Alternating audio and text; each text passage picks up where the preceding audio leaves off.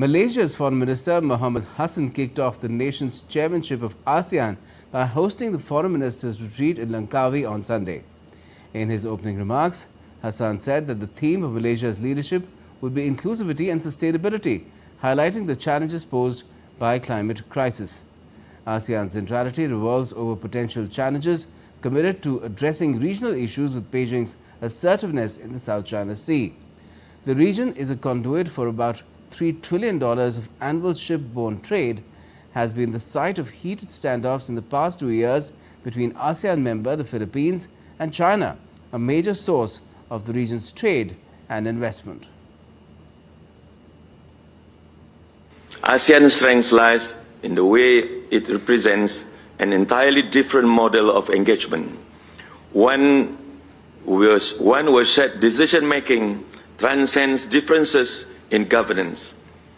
It is one where influence is not measured only by military might or economic power, but by the ability to foster dialogue, to encourage cooperation, and to build the trust necessary for global peace and prosperity.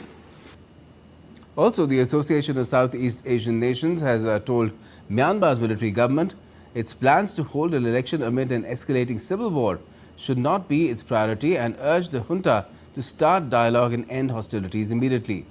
Malaysia also announced the appointment of former diplomat Othman Hashim as special envoy on the crisis in Myanmar, where the United Nations says humanitarian needs are at alarming levels, with nearly 20 million people, more than a third of the population, needing help.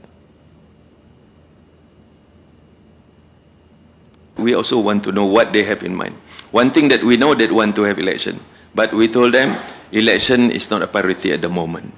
The priority now is to cease fire and everybody have to stand down. See, that is important. And access to all segments on the humanitarian aid in Myanmar.